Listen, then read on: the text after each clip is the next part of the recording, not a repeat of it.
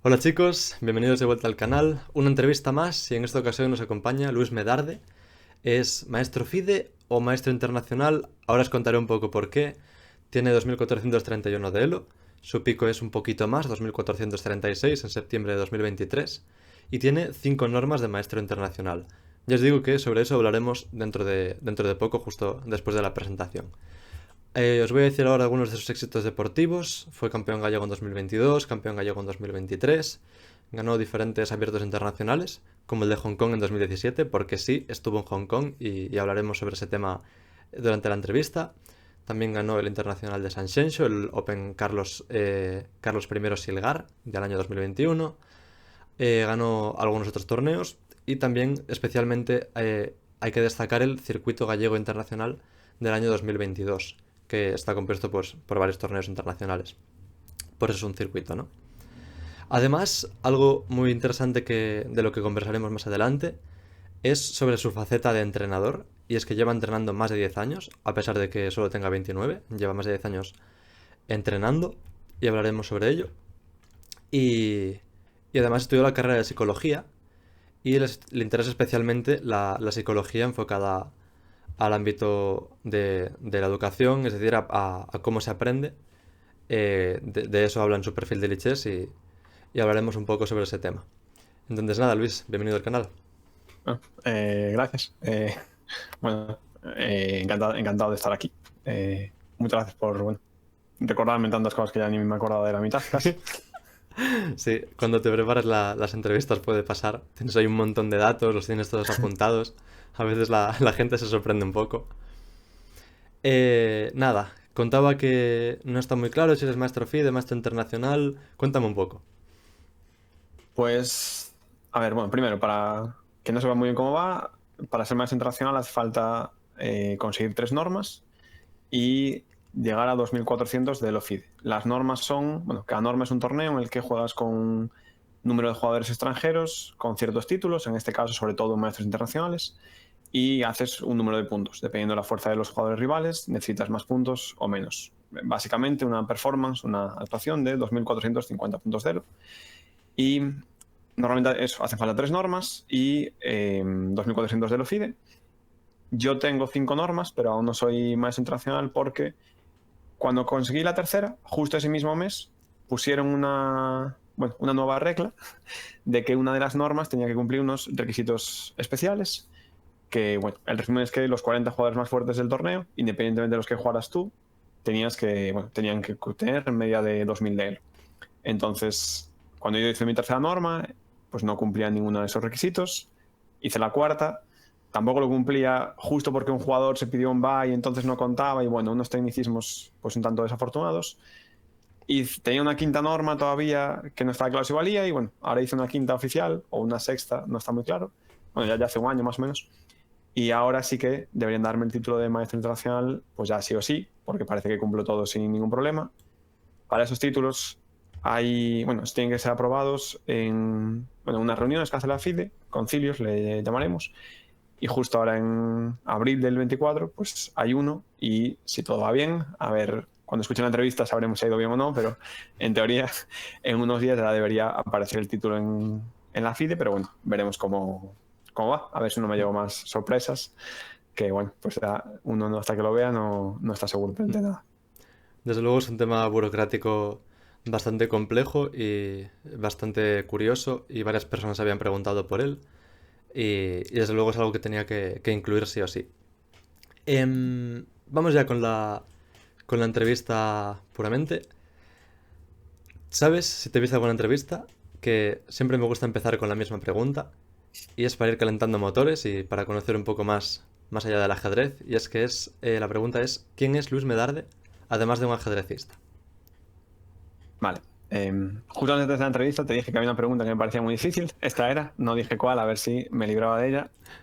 Pues lo dicho, es una pregunta difícil. Voy a decir que, pues una persona, no sé, lo típico es una persona normal, pero voy a decir una persona bastante curiosa, pues no sé, que le gusta aprender un poco de todo. Pues ahora, por ejemplo, empecé la carrera de economía también, un poco por diversión, o no sé, pues hago más cosas y que no sé, intento hacer las cosas bien, ser buen amigo, ser buena persona, no sé, pero no sé, es una pregunta muy difícil, que juzgue quien me conozca, pero bueno, una persona normal. Vamos.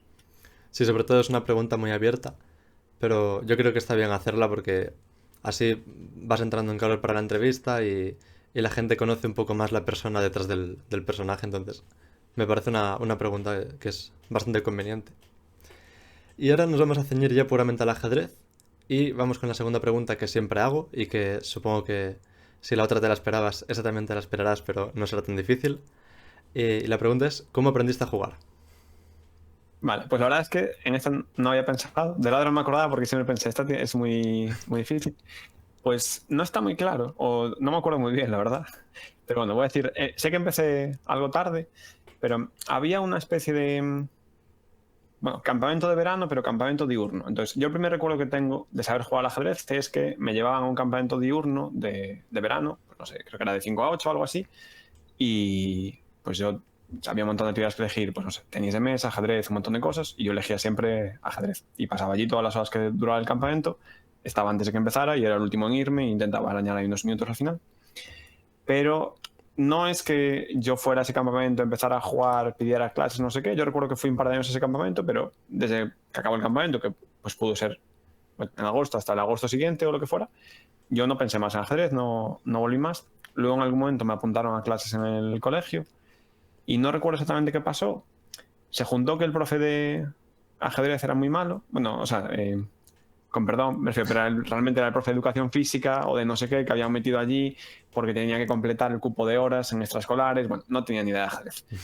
Con que a mí me gustaba bastante y en algún momento pues bueno, me apuntaron a clases de José Luis Veiga, que ha enseñado a un montón de gente a jugar ajedrez en Santiago y a partir de ahí pues ya empecé a jugar, a competir, siempre me gustó mucho, creo que nunca dejé de jugar y bueno, pues no sé, diría que empecé a jugar mis primeros torneos a los 12 años más o menos y ya antes sabía jugar un poco, pero ningún torneo, nada muy serio. Lo que sí que yo recuerdo siempre me ha llamado la atención, porque por ejemplo recuerdo ver unas simultáneas y meterme por allí casi sin saber jugar o así. Pero bueno, así fue un poco como empecé. Bueno, tú naciste en 1994 y un poco Mm. también relacionado con tus inicios en el ajedrez. Tú viviste la democratización de los módulos de análisis, es decir, los programas que juegan ajedrez y que aconsejan buenas jugadas. También viviste la popularización y la facilidad de acceso que tenemos hoy en día a las bases de datos de muchas partidas, donde puedes preparar no solo contra tus rivales, sino ver un poco el estado de la cuestión de algunas aperturas, las principales novedades y las jugadas más empleadas. Eh, y me gustaría que me contases cómo fue esa transición desde un punto de vista personal, pero también del contexto, de una época donde la informática no estaba democratizada en el ajedrez hasta la época actual, donde todo el mundo utiliza constantemente herramientas informáticas aplicadas a este juego.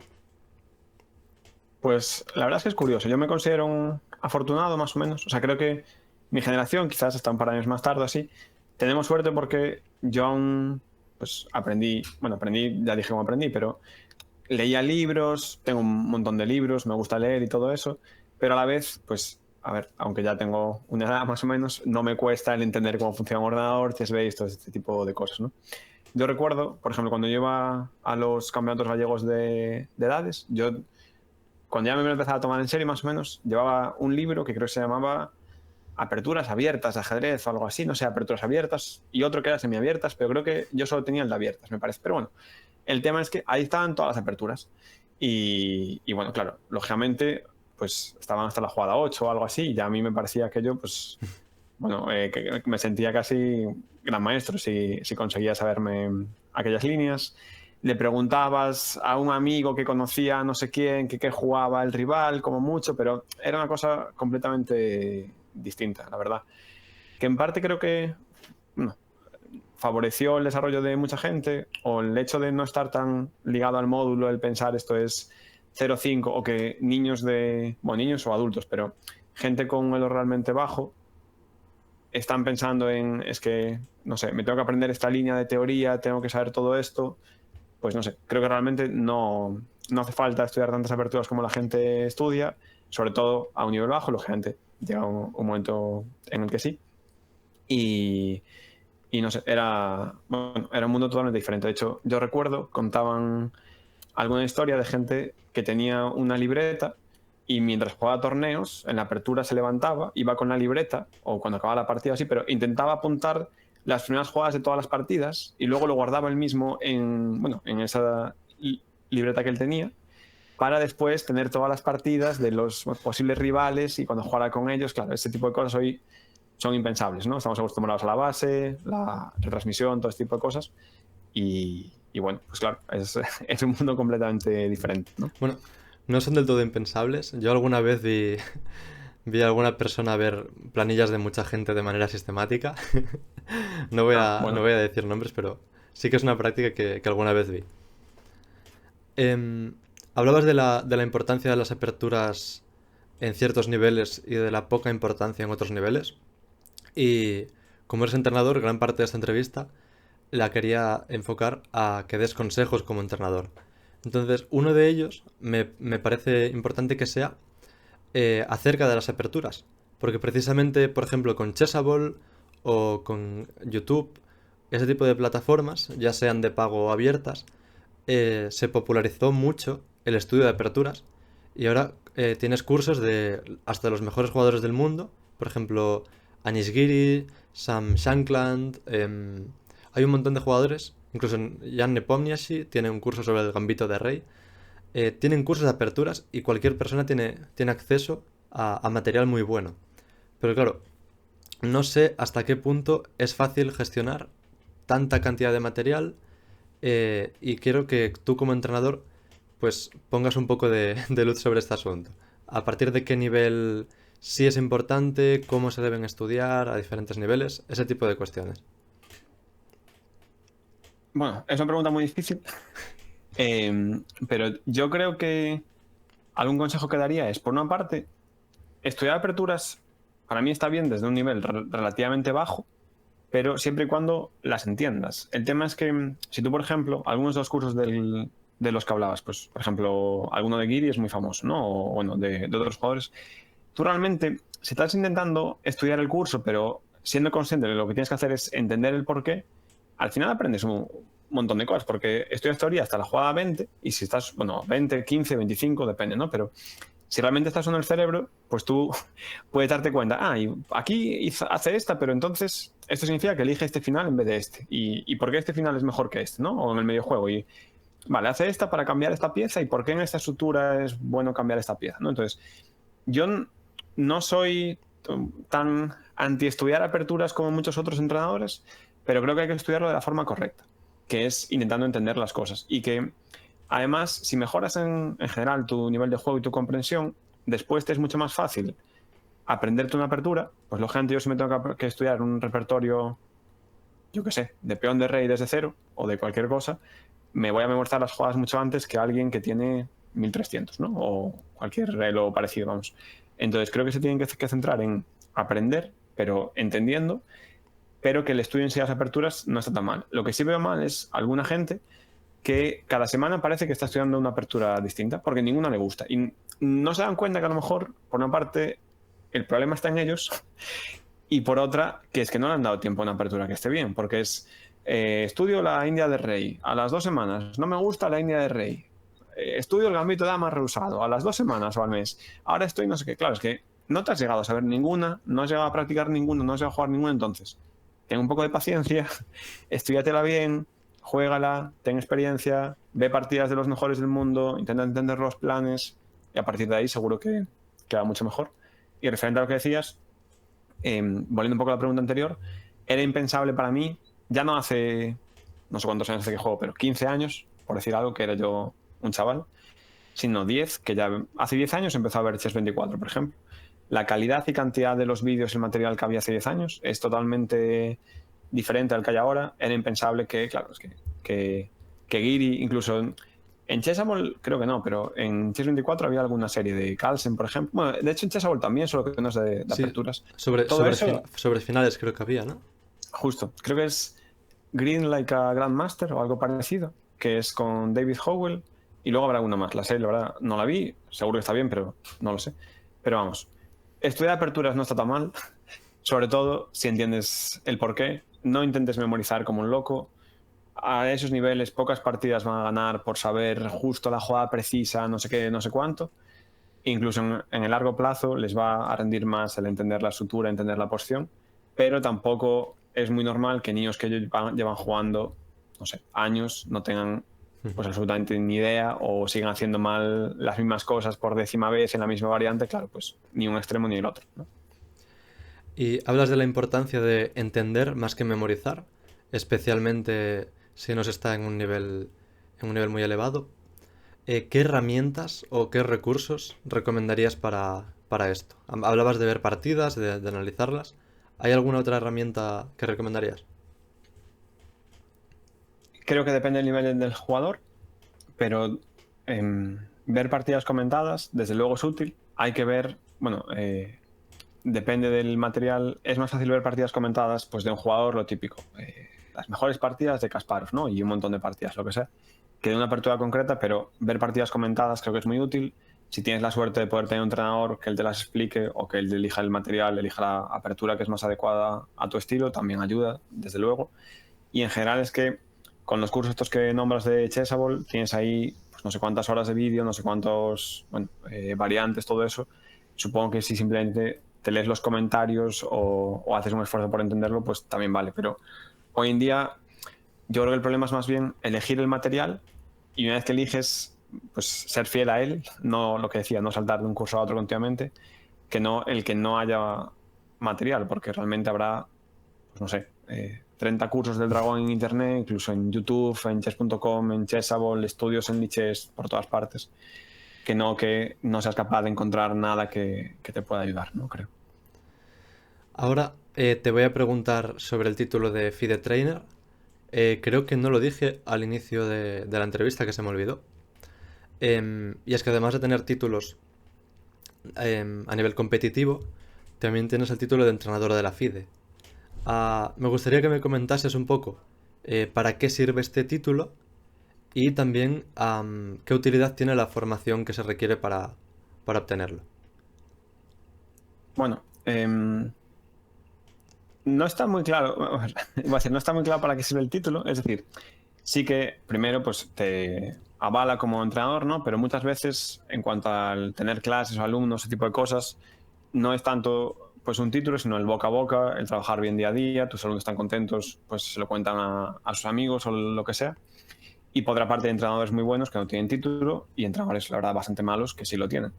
Pero bueno, en este caso, sobre todo para temas, digamos, oficiales como ser, pues voy a decir seleccionador gallego, aunque eso no estoy seguro, pero es luego para ser seleccionador en una olimpiada, para entrar en la sala en una olimpiada, para todo este tipo de cosas así un poco más formales, sí que piden el título de entrenador, creo. Y luego, en cuanto bueno, a lo que hay que hacer para sacarlo, hay como varias partes. Yo tuve que hacer un examen. El examen, la verdad es que era pues más o menos fácil, aunque algunas preguntas eran muy abiertas, pero después hay una serie de requisitos que tienes que cumplir. Pues, por ejemplo, creo, voy a decir mal los números, pero que para ser FIDE Trainer hacía falta llegar a 800 puntos sobre 1000. Pues en cuanto a tu elo máximo, sobre 200 puntos, si tenías 2400, te daban, creo que eran 180. Los números quizás lo estoy diciendo mal, pero era algo parecido. Entonces, cumples una serie de requisitos, valoran también tu experiencia previa demostrable. Por ejemplo, en concreto, el título de FIDE Trainer se supone que es un título que te capacita para entrenar jugadores que estén luchando por hacer normas de MI o que estén luchando por títulos. Entonces tienes que o demostrar experiencia con jugadores que han conseguido eso, o bueno, al menos tener un nivel bastante alto tú también como jugador. Y luego, además del examen, yo hice un curso y la verdad es que el curso estuvo muy bien. En mi caso creo que estaba Yusupov como bueno, entrenador, Dorfman, creo que era Dreyev y un GM ruso, que ahora no me acuerdo del nombre, pero tenía como 2750 casi en su pick. Es que era, bueno, creo que es Malakov, ¿vale? Pero a lo mejor estoy equivocándome. Y el curso, la verdad es que en sí estuvo muy bien. Duró como 10 o 12 horas. Y bueno, además luego una clase sobre cómo funcionan los títulos de entrenador, todas esas cosas, pero eso quizás era lo menos interesante de todo, porque lo podías encontrar en un PDF en la FIDE. Pero el curso estuvo muy bien y bueno, luego eso, pues hay que hacer un examen, demostrar una experiencia previa, tener un nivel competitivo y esa es un poco la utilidad. Siguiendo el recorrido por tu formación, más allá del ajedrez, comentas en tu perfil de Lichess, donde te anuncias como entrenador y está tu contacto, comentas allí que eres graduado en psicología y que te interesa especialmente el apartado de cómo se aprende, ¿no? Sí, Esto me gustaría que me digas, por una parte, si a ti te ayudó como jugador y por otra parte, si a ti te ayudó como entrenador. pues es una buena pregunta, la verdad. A ver, primero, sí que me interesaba especialmente, yo creo que es una de las cosas que más me interesa en general, pero primero porque yo enseño y por otra, pues para mí como estudiante o como, bueno, persona que le encanta aprender, ¿no? El cómo se aprende.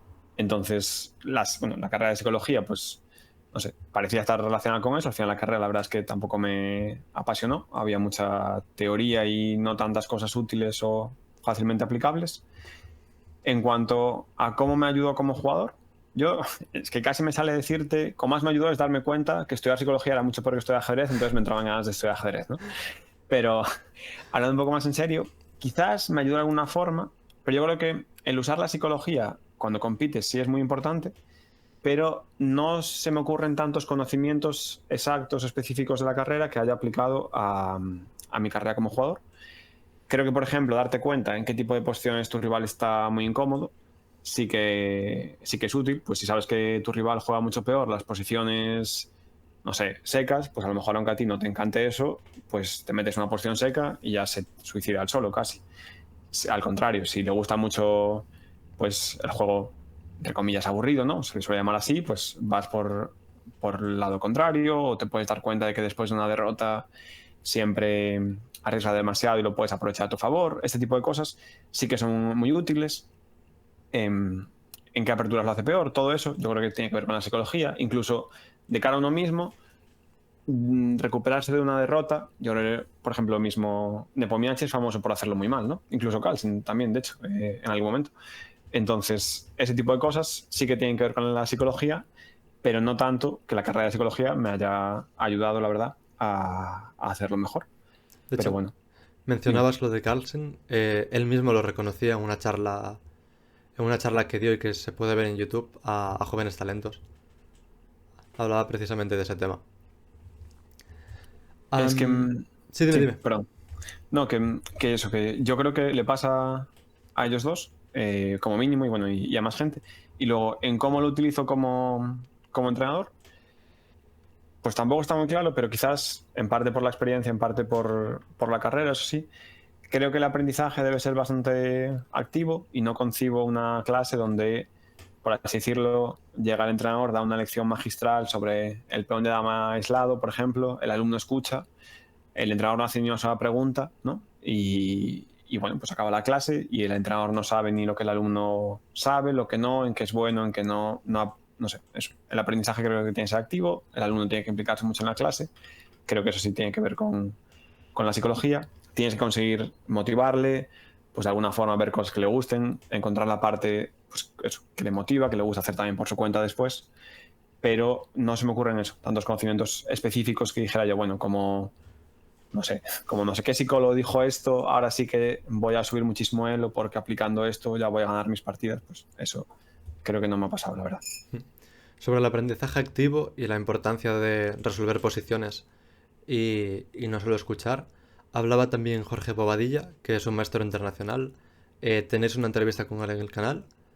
No es muy larga, estuvimos hablando sobre todo sobre, sobre su faceta de entrenador y tenéis ahí consejos interesantes. Os la dejaré en la descripción y le podéis echar un vistazo. Am, ya para terminar con tu faceta de entrenador, una última pregunta. Llevas más de 10 años siendo entrenador y entiendo que tendrás bastantes alumnos. Y me gustaría que me comentes un poco algunas, lógicamente manteniendo la privacidad en los casos en los que sea necesario. Algunas casuísticas curiosas que se diesen o algunos casos así interesantes algunas anécdotas si puedes comentarlas. Pues me has pillado por sorpresa aquí. No, no sé, sí que, bueno, llevo un montón de tiempo dando clases, la verdad. Al principio, pues casi por casualidad, pues me lo pidió, bueno, un chaval y yo pues me animé, pero luego, bueno, no sé, me fue gustando, me di cuenta de que me gustaba y fui dando más clases y tomándolo más en serio. Pues, no sé, se me ocurre la situación de cuando dos alumnos tuyos juegan entre sí, que es gracioso porque a veces ellos ni siquiera saben que los dos son alumnos tuyos y tú puedes estar en casa sabiendo la jugada que se va a dar, o sea, las primeras 15 jugadas de la partida, por ejemplo, ¿no? Y diciendo, ostras, como los dos se acuerden de todo, llegan aquí y a ver qué pasa, ¿no? O, o luego otra cosa curiosa es cuando te toca jugar con un alumno que yo creo que a ningún entrenador le gusta. Hay entrenadores que probablemente pues, lo harán especialmente bien, especialmente mal, lo que sea. Pero claro, es una situación difícil porque tú juegas con un alumno, tú le has contado un montón de aperturas, por una parte te sientes casi mal si te acuerdas de, anda, en aquella clase se me olvidó decirle esto, voy a aprovecharme. Claro, eso está feo, ¿no? Parece que has hecho aposta, pero por otra parte, ahí tú durante un rato eres su rival, no eres un entrenador, entonces, no sé, no está claro. Me habían contado una historia de Jong Nun como entrenador que había analizado una apertura con un alumno y jugó con ese alumno más tarde. Y cuando jugaron, el alumno intentó meterle una apertura. Bueno, le jugó una apertura que yo había estudiado con Jong Nun, porque el alumno se había dado cuenta, esto es en la era preinformática, de que Nun había omitido una jugada, ¿no? Y entonces creo que hacen todas las jugadas al toque y tal. Y en un momento el alumno hace esa jugada, el ex alumno en este caso estaba confiado, y Nun hace otra al toque, no sé qué. Bueno, acaba en que Nun gana. Y luego hablando, no sé si Nun se lo dijo al alumno o lo comentó después, dijo que bueno, que estaba muy bien eso entrenar y tal, pero que bueno, él siempre se guardaba ahí un as en la manga. Entonces sí que conocía esa jugada, sabía la siguiente todavía. Y bueno, pues estaba todo listo por parte de él, pero vamos, yo no hago eso, yo digo siempre lo que sé y luego pues si me toca jugar con un alumno pues ya me busco la vida ahí en extremis como pueda. Hablando de experiencias interesantes y poco usuales, diste clases en Hong Kong durante prácticamente un año. Sobre este tema, pequeño paréntesis, parece que lo hago aposta, pero es que viene totalmente a colación de esto. Tenéis una entrevista con Miguel Senye en el canal, es un maestro FIDE, también es entrenador y, y él también estuvo en Hong Kong. De hecho, me contabas antes de la entrevista que estuviste en el mismo lugar donde estuvo él. Y Senye también, si os interesa el tema, os contará cosas interesantes sobre este lugar. Entonces, volviendo a esta entrevista, cerramos el paréntesis. ¿Cómo fue esta experiencia de dar clases en Hong Kong? ¿Qué diferencias culturales encontraste interesantes o te chocaron especialmente? Y ese tipo de cuestiones. Pues bueno, estuvo muy bien. Yo no sé, a cualquiera que pueda irse a vivir a otro sitio, otro idioma, bueno, todo este tipo de cosas, seguro que al final lo pasa muy bien, aprende mucho, etcétera. En cuanto a la cultura y eso, una de las cosas que no es ajedrecística, pero que más me llamó la atención, yo el primer día fui yo era un restaurante, y yo creo que no conseguía ni siquiera pedir agua fría, me la querían servir caliente, no había Coca-Cola y no había, bueno, no sé qué otra bebida era, yo ya me la estaba viendo negras. Al principio, pues la comida también, bueno, sufrí un poco porque no era como la comida de mamá, ¿no? Como, bueno, pero, pero bueno, en cuanto a lo ajedrecístico, claro, yo sobre todo daba clases, en ese momento no a alumnos de tanto nivel, sino, bueno, pues iban a una academia que realmente era pues una empresa que daba clases extraescolares de diferentes cosas. En cuanto, claro, probablemente en cuanto a ajedrez era pues la mejor que había en Hong Kong y sí que había algunos alumnos que tenían Elo y empezaban a jugar bien, ganaban el campeonato de Hong Kong de su categoría, pero también había alumnos así un poco más flojos, entre comillas, algunas clases en grupo.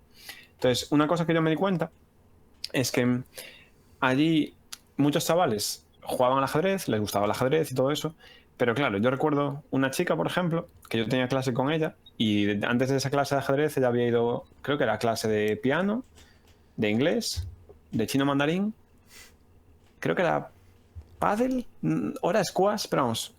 Y todavía otro deporte más, y llegaba allí y claro, yo intentaba hacerla trabajar y tal, pero al final eran unas negociaciones un poco ridículas para que hiciera algo por lo menos, pero yo en el fondo entendía a la niña, pero claro, si vienen a hacer 6 actividades, entonces muchos hacían un montón de actividades y claro, el ajedrez es una actividad que requiere tiempo, o sea, por mucho talento que tengas, por muy inteligente que seas, en general no vas a ser campeón de tu ciudad, de tu país, de lo que sea, si das 1 hora de clase a la semana y ya está, ¿no? Entonces, en ese aspecto, pues muchos chavales daban un montón de actividades que yo creo que aquí en España pues es menos típico, y luego algunos sí que se centraban un poco más y ya desde más jóvenes pues intentaban competir y ser más serios, y esos eran los que tenían los mejores resultados, creo. Pero bueno, no sé, la cultura así todo, la forma de verlo un poco era algo diferente. Contaba Senye en su entrevista sobre Hong Kong que allí el ajedrez es una actividad, es un deporte que tiene una especial consideración social positiva. De hecho, en el título del vídeo, en aquel vídeo puse una cita en el titular, y el titular era: "El ajedrez en Hong Kong es una actividad de élite". ¿Tú también tuviste esta percepción? Yo creo que un poco sí, pero también allí se daba la circunstancia que, bueno, yo daba clase en inglés y, bueno, hasta donde yo sé, aunque, bueno, Miguel Sen sabe hablar chino, yo creo que es mandarín, allí se habla el chino cantonés, pero vamos, yo daba clase en inglés.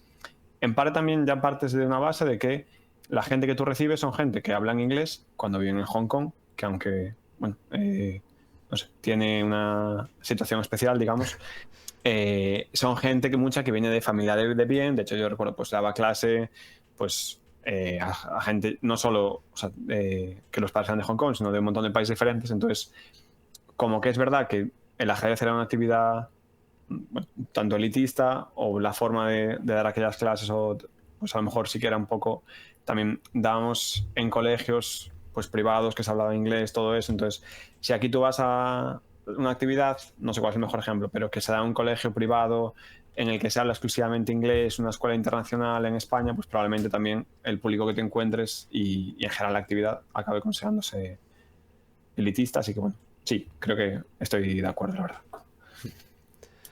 Em, Ahora te voy a hacer una pregunta.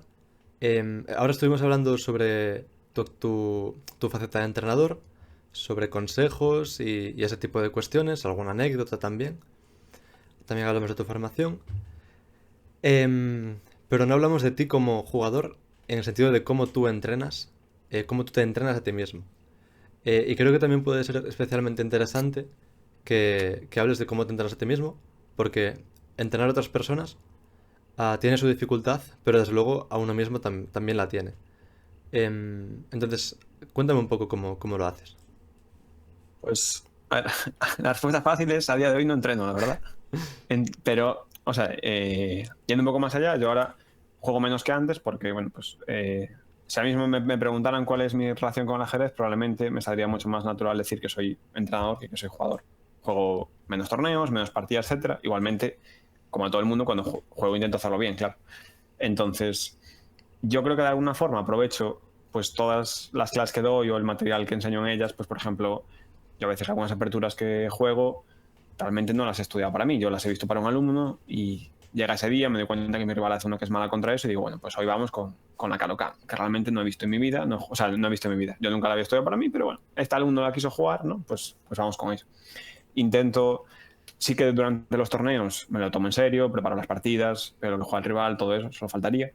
Y quizás si sé que voy a jugar algún torneo, pues a lo mejor un poco antes resolver pues algo de táctica más difícil, decir las aperturas que uno va a jugar, intentar repasarlas un poco. Pero la verdad es que a día de hoy, eso, pues apenas, bueno, es que no entreno directamente, doy clases, veo mucho ajedrez todos los días, pero es más pensando en mis alumnos, e intento luego aprovecharme de eso para, para que me vaya bien.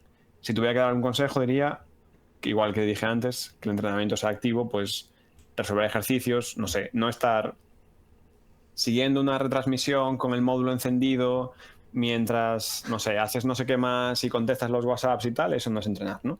Si no sufres, no estás entrenando de verdad. Entonces, hacer los pass ras de 3 minutos que son el mate del pasillo 15 veces tampoco es eso, ¿no? Entonces, bueno, eso, pues mirar un poco las aperturas, hacer un poco de cálculo quizás entre esos torneos y ya está, la verdad. Esto de sufrir para mejorar me recuerda un poco a la frase de Bobadilla de tienes que dar el 120%. Claro, o sea, ahora de la forma en que lo dije ha sonado muy mal y si me llegas a preguntar de otra forma te diría, no, lo importante es disfrutar mientras entrenas para que el tiempo se pase volando, claro. Es una de cal y una de arena, ¿no? Ujú. Pero lo que quiero decir es que realmente yo creo que uno nota, en el fondo, uno se puede engañar a uno mismo cuando hace algo que pues, no le gusta tanto, pero a veces es necesario, ¿no? Por ejemplo, a mí en su momento me gustaba mucho calcular, ahora la verdad, pues no. O me cuesta ponerme con una posición medianamente difícil y tal. Lo que me refiero es que hay mucha gente que dedica un montón de horas al ajedrez, pero que luego tú si les haces realmente pensar y explicar cómo las dedican, es bueno, pues hice un descanso y al final jugué 35 partidas a un minuto y después mientras me tomaba un bol de espaguetis y veía la televisión y contestaba los WhatsApps, estaba siguiendo la retransmisión del candidato, os voy a decir, por ejemplo, ¿no? No sé, de no sé qué torneo con el módulo puesto. Claro, al Ujú. final no estás pensando, ¿no? Me refiero, no sé.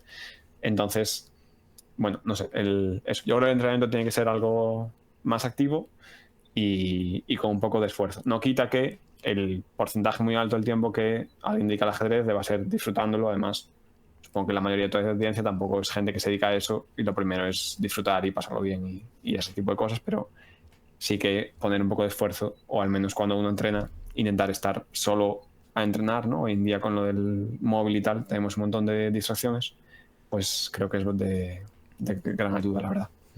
Sobre esto que comentas, de que no es tanto cuánto tiempo dediques, que también, sino cómo lo dediques, me parece que viene muy al caso mencionar el hecho de que hay algunas cuentas de, bueno, algunos jugadores en lichess que pueden tener incluso cientos de miles de partidas, pero que no hay una evolución clara, no hay ningún tipo de salto de nivel tras cientos de miles de partidas jugadas. Yo estoy pensando en una cuenta en particular, no la voy a decir porque no aportaría nada al comentario ni siquiera, pero existen casos y yo creo que es una demostración en casos prácticos de por qué no es tanto jugar mucho, estar mucho tiempo, sino hacerlo precisamente bien, ¿no? Sí, yo no sé si hablamos del mismo caso, seguramente no, pero yo ahora que lo dices, había leído o había visto, no sé si era una captura o lo que fuera, de la persona que más horas, no sé, más horas había gastado en chess jugando o que más partidas tenía. Y no recuerdo el elo, pero era algo del estilo de 1200. Igual digo 1200 y era hasta menos, no sé, pero era un Es, elo es muy posible bajito. es posible que pensemos en el mismo. Pues era un elo muy bajito, desde luego, en comparación con eso. Pero claro, yo recuerdo alguna vez, pues mirando las partidas de alguna persona, claro, si tú vas a cometer el mismo error 100 veces, claro, no estás aprendiendo nada, ¿no? Entonces, si tú cada partida que... Esto ya es casi lo mínimo, ¿no? Pero cada partida que acabas, además hoy en día, por ejemplo, en Lich es muy fácil. Tú vas a, no sé cómo poner, tablero de análisis o algo parecido. Le das al módulo, ves las que has hecho mal, sobre todo en la apertura a lo mejor, pues ya, si eres capaz de acordarte de eso, pues claro, si juegas 100.000 partidas, te acuerdas solo cada vez una jugada más en la apertura, al final acabas teniendo un repertorio de aperturas tremendo, ¿no? Entonces, claro, no es solo dedicarle tiempo, no es jugar partidas a un minuto como un loco, no es ese tipo de cosas, sino, bueno, intentar realmente, pues, aprender. Bueno, mencionabas antes el candidatos, mencionabas ahí el placer de verlo con un bol de espaguetis y el WhatsApp en la mano. Y ahora te voy a hacer una pregunta sobre candidatos, una pregunta de la audiencia, ¿vale? Chicos, si queréis hacernos vuestras preguntas, podéis seguirnos en Instagram, es @ajedrezartauro, todo seguido, y ahí publicaremos historias con los entrevistados que tendremos, y vosotros podréis hacer vuestra pregunta, y seleccionaremos algunas de ellas, las que nos parezcan más interesantes, y tendréis ocasión de hacer preguntas a entrevistados que desde luego son muy muy interesantes. Esta pregunta sobre candidatos viene desde Argentina y es la pregunta que seguramente te estés esperando sobre el candidato si es que quién crees que lo va a ganar. Ahora mismo, para dar contexto, se acaba de jugar ayer la quinta ronda. Están Gukesh y Nepomniachtchi empatados a 3,5 puntos. Está Caruana con 3 puntos y luego ya el resto de 2,5 para abajo. Para dar contexto por si alguien lo ve más adelante. Pues es una buena pregunta, la verdad. Antes del torneo yo confiaba en Caruana. bueno, es más o menos objetivo, pues claro, tampoco es una apuesta muy difícil, es decir, es el que más se lo tiene después de Carlsen, que no está jugando el torneo, ¿no? Viene jugando bien. Ahora mismo voy a seguir apoyando a Caruana, la verdad, pero no sé. Nepo ganó los dos, bueno, no voy a decir nada que no sepa, pero Nepo ganó los dos últimos, parece que está jugando bien. Ayer se libró de una posición tanto difícil ahí con Prag, creo que fue. Sí. Y claro, pues quizás objetivamente ahora es el favorito porque va líder, pero por no ir a lo fácil, voy a apoyar a Caruana y confiar en él. Yo confiaba en Nepo. Hice una encuesta por un grupo de WhatsApp con bastante gente, 54 respuestas. Casi la mitad Caruana, casi la mitad Nakamura. Eh, Al final Caruana sí que lo está haciendo bien. Nakamura parece que no venía tan preparado. No sé si estarás de acuerdo conmigo. Y a mí el que me sorprendió especialmente está siendo Gukesh. Me esperaba que lo hiciese bastante mal. Igual que Firusia lo hizo bastante mal su primer candidato. Y bueno, este también. Pero está en 2 victorias y 3 tablas, Gukesh. No sé si a ti también te está sorprendiendo. Yo tampoco esperaba que lo hiciera tan bien, Gukesh, la verdad. Sí que, bueno, también dijiste lo de Nakamura. Parece que no viene del todo bien preparado. Voy a decir, no es tan sorprendente porque, claro, bueno, como ya mucha gente sabrá, se dedica o, bueno, invierte mucho tiempo en su faceta como streamer y claro, pues no tendrá tanto tiempo para mirar las aperturas. Pero ya en ronda uno, aunque hizo tablas con Caruana, por ejemplo, juega ahí una línea un poco rara, no sé, sí que, Sí, bueno, luego, se cirana con E5 sin hacer A6. exacto. Entonces, sí que parece que sobre todo de apertura no está tan bien preparado y luego al nivel al que están ellos, aunque juegues muy muy bien, como es el caso y resiste mucho y todo eso, es muy complicado, ¿no? Entonces, yo en ningún momento confié en Nakamura para ganar, la verdad. No, o sea, tampoco espero ni esperaba una debacle porque no sé cuándo empezó el torneo, creo que llevaba 45 partidas sin perder o algo parecido. Claramente creo que está de 3 del mundo o así, es muy sólido, pero no esperaba que ganara. Y esperaba, no tenía muy claro cuál, que uno de los dos jóvenes indios, Prag y Gukesh, lo hiciera bien y el otro mal. Y estaba más tentado a pensar que Prag lo iba a hacer bien y Gukesh lo iba a hacer mal, pero no tenía una opinión muy clara y parece que está siendo al revés igualmente. Aunque queda mucho torneo, no sabemos lo que va a pasar, pero no esperaba que Gukesh fuera compartiendo el liderato casi después de la mitad del torneo, la verdad. Y bueno, hablas de preparación y de aperturas en el caso de Nakamura. Y lo voy a enlazar con la siguiente pregunta, ¿vale? Te preguntan desde Galicia. eh, Bueno, no entré en tu base de datos en la base de datos de tus partidas para comprobar si realmente fue así. Yo pensé en hacerte la pregunta y ya tú lo aclararás si no es del todo exacto. Y te preguntan que por qué dejaste de jugar Siciliana Dragón y cómo fue la transición a dejarla. Pues no esperaba la pregunta, la verdad. Pues tengo que hacer memoria. A ver, por una parte, claro, yo jugué Dragon un montón de años, eso sí que es verdad. Y yo creo que lo dejé de jugar un poco después de que volviera de Hong Kong o bueno, ahí, pero claro, es que no sé exactamente a qué transición se refiere, porque hay como dos. De dragón normal cambié al acelerado y luego dejé el acelerado. Entonces no sé si ya dejar el dragón y pasar al acelerado se considera una traición al dragón o no, pero bueno. El motivo fue un poco por variar y, y por otro porque yo creo que, igual que comentábamos antes, los cursos de Chessable, todo eso, la gente cada vez sabe más teoría y hay algunas posiciones que, aunque a lo mejor, pues, no sé, haciéndolo muy bien el negro consigue aguantar, aún así creo que sufriendo. En concreto la variante con enroque largo del blanco, voy a decir que es la jugada 9, pero no estoy seguro de qué jugada es, la Sí, verdad. creo que sí que es. Ahí hay unas líneas en las que el negro tiene que hacer de 5, el blanco tiene una elección bastante amplia y parece complicado jugar a ganar, la verdad, con negras, sobre todo si el blanco sabe lo que hace. No es tanto por lo que mucha gente piensa que el dragón no se puede jugar, que es que te dan mate, pues eso, las líneas que te tiran todos los peones y eso, sino porque esa variante me molestaba un poco. Porque es el blanco quien elige y en varias líneas, pues más o menos hace unas cuantas precisas y parece que la partida, pues más bien se conduce hacia las tablas casi, o no, o bueno, o te quedas peor. Entonces primero cambié del dragón normal al acelerado y luego dejé el acelerado. Bueno, lo dejé a medias, ese aún lo sigo jugando alguna vez, aunque no tanto. Y la razón de bueno, lo de dejar este último dragón acelerado es, diría que un poco porque el Maroxy molesta, pero más que por el Maroxy, no solo por el Maroxy, simplemente por variar. Por ejemplo, recuerdo, yo fue en el último gallego absoluto que jugué, en una partida importante que tenía, jugué el dragón acelerado. Y bueno, hice tablas, que era un resultado aceptable porque jugaba con el número 1 del torneo, Julio Suárez. Voy a hacerte yo bueno, ayudarte un poco. Tiene una entrevista en el canal, si no me equivoco, ¿no, Ardai? Sí. Aprovecha ahí, no desaproveches nunca una oportunidad. No, eso. Entonces, aún lo sigo jugando a veces. Y también a veces lo que aparece en la base es un poco casualidad, entre comillas, en el aspecto de que yo recuerdo una partida del verano pasado muy importante para mí, que iba a jugar acelerado, llegué y me jugaron D4. Y luego otra vez lo mismo, y luego justo el día que iba a jugar no sé qué apertura porque mi rival hacía una que parecía mala, pues ese día sí me hicieron E4, ¿no? Entonces, bueno, no lo dejé de todo, volveré con el dragón, pero esa sería un poco la razón del cambio del dragón al acelerado y dejar un poco de lado el acelerado después. Vale. Ahora te voy a hacer unas preguntas que siempre hago para cerrar las entrevistas. Supongo que ya las conoces porque, como veo, ya conoces alguna entrevista que está por ahí hecha. La primera de ellas es que me gustaría que me recomiendes un libro, una serie de vídeos y un canal de YouTube, lógicamente relacionados con el ajedrez. Vale, a ver.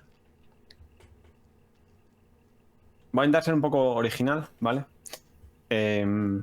Claro, o sea, lo fácil es decir, libro, vale, cualquiera de Agar, cualquiera de Boretsky, ¿no? Eso, aunque no he visto todas las entrevistas, he visto alguna, no me acuerdo de ninguna en concreto, pero seguro que ya lo han repetido la mitad de las veces. Sí, Entonces, alguno de los mencionó. voy a decir libro Los 7 pecados capitales de ajedrez de Jonathan Rawson, por ejemplo. Ese, espero que no lo mencionaron. ¿Ese Si lo han mencionado, lo perfecto. recomendaba ¿Sí? Pepe Cuenca, puede ser? Pues no lo sé, honestamente. Me suena. Bueno, voy a pasar con la siguiente. Si se me ocurre algún libro, vuelvo atrás y recomiendo otro, pero bueno, de momento diría eso. Luego, si puedes contar un poco sobre qué van los que vayas Sí, claro, recomendando. perdón. A ver, los 7 pecados capitales del ajedrez. Es fácil de intuir el título, pues habla de 7 pecados y los explica. Yo lo leí como en el 2015, creo, y no sé si fue casualidad o no. Leí ese libro y otro que no tiene que ver estrictamente con ajedrez, aunque el jugador, o sea, aunque el escritor sí fue jugador de ajedrez, que se llama El arte de aprender. Los dos me lo recomendó, bueno, Diego Suárez, que es un maestro internacional de Santiago, que bueno, era compañero mío de equipo por aquel entonces, y coincidió con que es verdad que yo subí 100 puntos de él, más o menos, de 2200 a 2300, sin esperarlo, pero tampoco voy a decir que fue por eso, porque lógicamente es muy difícil saber el motivo, ¿no? Los 7 pecados capitales es un libro que tiene mucha letra y pocas partidas, más o menos, pero hablan pues, de ciertos fallos que cometemos muchos jugadores. Pues, por ejemplo, yo recuerdo un capítulo que me gustó bastante, que hablaba, creo que el capítulo se llama diferente, pero básicamente sobre los apuros de tiempo. Creo que el pecado que relacionaba con con los apuros de tiempo era el perfeccionismo, si no me equivoco, pero bueno, daba una lista de motivos por los que la gente se apura, un poco, bueno, unos consejos, cómo evitarlo, etcétera. Y yo creo que si lo lees, intentas aprender de él, pues es muy, muy ameno y bastante útil. Yo creo que me lo leí en un viaje de tren y bueno, pues me gustó mucho. Bueno, al menos gran parte del libro me lo leí en un viaje, no recuerdo si todo en ese viaje. El otro libro que nombré, El arte de aprender, lo escribió John Creo Weisking. que se llamaba Josh Waitzkin. Vale, no me acuerdo del nombre exactamente, como has podido ver, pero es el chico en el que está inspirada una película muy famosa que es En busca de Bobby Fischer, me parece. Yo no sé si fue campeón del mundo, subcampeón del mundo sub-18 o algo así, quizás sub-20, pero vamos, a una edad bastante joven, sobre los 16 años, tenía cerca de 2500. Acabó dejando el ajedrez y se enfocó, al menos durante un tiempo, en el Tai Chi, me parece, y fue campeón del mundo de Tai Chi. Entonces, él lo que habla en el libro es sobre el arte de aprender y él dice que el hecho de entrenar al ajedrez, además de ayudarle a aprender ajedrez, le ayudó a aprender a aprender. Y habla de, bueno, pues muchas técnicas de aprendizaje, pues un poco cómo maximizar los resultados. Como dato curioso, una cosa que recuerdo es que él, por ejemplo, hablaba, uniéndolo también con la psicología que decías antes, que él, esto por supuesto en otros tiempos, cuando él jugaba un torneo, en el comedor del torneo se fijaba en cómo cogía los cubiertos su rival, cómo se comportaba un poco, Y a raíz de eso, pues decía, bueno, este tío es un jugador muy agresivo, entonces voy a intentar jugarle aquí, bueno, la cosa más aburrida del mundo. O al contrario, ¿no? Pues a lo mejor veía ahí a una persona introvertida, más tranquila y de alguna forma intuía lo contrario, estuviera lo cierto o no, y bueno, pues lo usaba como podía a su favor, ¿no? Entonces, esos dos libros quizás son más originales, por supuesto lo que dije. Boretsky, cualquier libro está muy bien, Agar, no sé, hay un montón de material, pero esos dos quizás pues son más originales y también me gustaron mucho. Luego, series de vídeos. Vale. Por supuesto hay muchísimas buenas, estoy pensando en alguna. Voy a decir, es que en Chess24 había unos vídeos, yo creo que ahora no sé si están, si no están, me suena que están en chess.com, pero no estoy seguro, la verdad. A mí me gustaron unos con Yusupov sobre la profilaxis y otros con Boretsky. Nombro dos en parte, bueno, además de porque me permito tomarme esta licencia, porque los de Boretsky sí me suena, o estoy casi seguro de que están, los de Yusupov no estoy tan seguro. Entonces, bueno, tanto unos como otros creo que eran muy buenos, la verdad. Y bueno, se los recomiendo a quien sea que los quiera ver. Y finalmente, un canal de YouTube. Vale, en esto no estoy muy puesto, la verdad. Apenas veo YouTube, o sea, apenas veo ajedrez en YouTube. Por supuesto, este está muy bien, un canal muy bueno, pero quizás voy a recomendar uno que no es muy conocido, que es de Ganguly. Él sí que es como conocido quizás como autor de Chessable o este tipo de cosas. A mí me gustan mucho las entrevistas de jugadores, de hecho, por eso veo pues, muchas entrevistas en este canal. Y él tiene algunas entrevistas, por ejemplo, con Anis Giri, con Gelfand. Estoy pensando, había algunos jugadores más, yo creo que con Anand, por ejemplo, pero vamos, con jugadores muy, muy buenos que duran 3 horas, 4 horas, bueno, una barbaridad. Algunas estaban divididas en dos partes. En una parte ese jugador explicaba las mejores partidas que había jugado, las posiciones más curiosas que se le habían dado, todo este tipo de cosas. Y luego en la primera parte explicaba pues su vida, pues una cosa parecida a esta, ¿no? Cómo entrena, todo ese tipo de cosas. Y yo recuerdo que hubo algunas que me gustaron bastante, aunque son muy largas. No todas, pero hubo varias que me las vi enteras y me gustó mucho. Y bueno, estaba pensando en recomendar uno en español, pero la verdad es que no se me ocurre ninguno que no haya sido nombrado en el canal antes, así que bueno, voy a recomendar ese y ya está. Ahora, aunque se hayan nombrado, no todo el mundo que se vea esa entrevista se habrá visto todas las anteriores, de hecho. Dudo que la mayor parte de la gente haya visto Pues, todas. a ver, el del Capa, que creo que fue otro entrevistado reciente, Ujú. ese creo que está muy bien, quizás para un nivel, voy a decir, sobre todo bueno, más bajo pues, que tú o que yo así, para todos los niveles, pero desde luego para niveles no tan altos, yo creo que es de los mejores canales que he visto. Alvar Alonso explica muy bien también, no sé, algunos otros, pero tampoco soy un gran consumidor de canales, así que bueno, esos dos sé que están bien. El del Capa sobre todo, creo que Sí, es. comentábamos en su entrevista que la tenéis en el canal, como mencionaba Luis.